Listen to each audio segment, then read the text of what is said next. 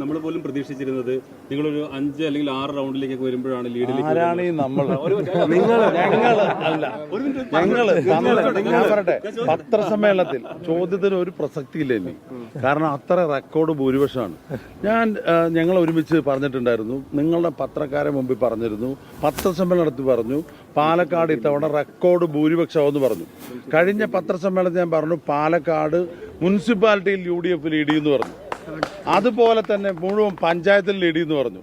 സർവകാല റെക്കോർഡിന് ജയിച്ചിരിക്കുകയാണ്. ഞങ്ങൾ തീരുമാനിച്ച, ഞങ്ങൾ ആഗ്രഹിച്ച, ജനങ്ങൾ ആഗ്രഹിച്ച ഭൂരിപക്ഷം ഞങ്ങൾക്ക് ലഭിച്ചു. നിങ്ങൾ പലരും പല കണക്കുകൂട്ടലുകളും നടത്തി, ആ കണക്കുകൂട്ടലുകളൊക്കെ തെറ്റി. അതിന് ഞങ്ങൾ ഉത്തരവാദിയല്ല.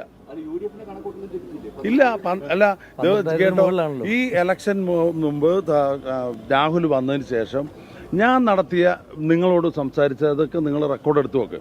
ഷാഫി പറമ്പലിന് കിട്ടിയ ഭൂരിപക്ഷത്തിൻ്റെ 4 ഇരട്ടി ഭൂരിപക്ഷം കിട്ടും എന്ന് ആധികാരികമായി പലതവണ പറഞ്ഞിട്ടുണ്ട്.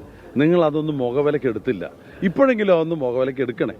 കുറെ കാലമായില്ലേ എല്ലാ കണക്കുകളും സംബന്ധിച്ചിടത്തോളം അതൊക്കെ ഒരുപാട് പറയാനുണ്ടാവും. തീർച്ചയായിട്ടും പാലക്കാടിനെ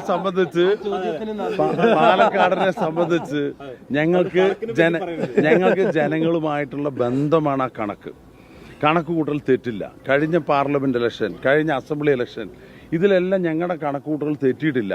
അല്പസ്വല്പം വ്യത്യാസം വന്നത് വലിയൊരു ഭൂകമ്പം സ്ഥാനാർത്ഥിയെ കൊണ്ടുവന്നപ്പോഴാണ്. ഇപ്പോൾ മുമ്പ് കഴിഞ്ഞ 5 തെരഞ്ഞെടുപ്പിൽ നിങ്ങൾ നോക്കിക്കോ, UDFിനോടൊപ്പം ഇത്രയും മതേതര മനസ്സോടുകൂടി ഉറച്ചു നിന്ന ഒരുപാട് വെല്ലുവിളികളും പുകമറകളും വിവാദങ്ങളും ഉണ്ടായിട്ടും ഞങ്ങളോടൊപ്പം നിന്ന് ജനങ്ങളോടുള്ള ഞങ്ങളുടെ ബന്ധമാണ്.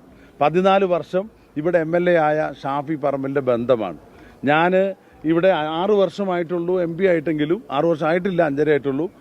ജനങ്ങളോടൊപ്പം ഈ ജില്ല മുഴുവൻ സഞ്ചരിച്ച് അവരുടെ പ്രയാസങ്ങൾ മനസ്സിലാക്കിയതാണ്. ഞാൻ ജയ്ഹോ പറയാത്ത. അത് മാത്രമല്ല, രാഹുലും വളരെ ചെറുപ്പത്തിൽ തന്നെ സാധാരണക്കാരുടെ പ്രയാസങ്ങളും പ്രശ്നങ്ങളും ഏറ്റെടുത്ത് പ്രവർത്തിച്ച ആളാണ്. ആ ഒരു തെളിമ രാഹുലിനുണ്ടാകും. പാലക്കാട് നൽകിയ ഭൂരിപക്ഷം അതാണ് തെളിയിക്കുന്നത്. ഞങ്ങൾ ഒരിക്കലും ഒരു വിവാദം ഉണ്ടാക്കാനോ വ്യക്തിഹത്യ ചെയ്യാനോ ഒരു സ്ഥാനാർത്ഥി അപകീർത്തിപ്പെടുത്താനോ നിന്നിട്ടില്ല. ഞങ്ങൾ എന്തെല്ലാം കേട്ടു, ഞങ്ങൾ എന്തെല്ലാം സഹിച്ചു, ഇതെല്ലാം ജനങ്ങൾ നോക്കിക്കാണുന്നുണ്ട്. ഞങ്ങൾ മറുപടി പറഞ്ഞു. അത് യാഥാർത്ഥ്യമായിരിക്കുകയാണ്. നിങ്ങളുടെ എല്ലാവരുടെയും സഹകരണത്തിന് പ്രത്യേകമായി നന്ദി. ഇലക്ഷൻ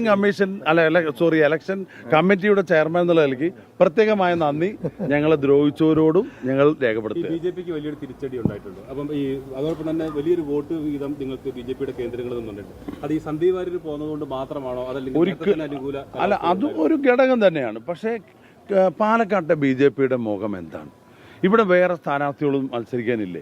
എന്നും ഒരു സ്ഥാനാർത്ഥിയാണ്. നഗരസഭയിൽ ഒരു സ്ഥാനാർത്ഥി, നിയമസഭയിൽ ഒരു സ്ഥാനാർത്ഥി, പാർലമെന്റിൽ ഒരു സ്ഥാനാർത്ഥി. ജനങ്ങൾ കണ്ടു മടുത്തില്ലേ? അത് മാത്രമല്ല, അതിൻ്റെ അകത്തുള്ള ആഭ്യന്തര കുഴപ്പം എത്രയാ? എവിടെ ഭൂരിപക്ഷം പറഞ്ഞത്? ഈ 11 മണിക്ക് എന്നെ ചാനലിന് ചർച്ചയ്ക്ക് വിളിച്ചോ എന്ന് പറഞ്ഞാൽ നമ്മുടെ സൂര്യേട്ടൻ എവിടെയുണ്ട്? അത് രാഹുൽ 3-ാമത്തെ. ഞാനപ്പോൾ പറഞ്ഞു ഉള്ളി തോല് പൊളിച്ചതുപോലെയാവെന്ന് പറഞ്ഞില്ലേ? ഇപ്പം ആയില്ലേ? അപ്പം അതാണ്, ഞങ്ങൾ ജനങ്ങളായിട്ട് ബന്ധമുണ്ട്.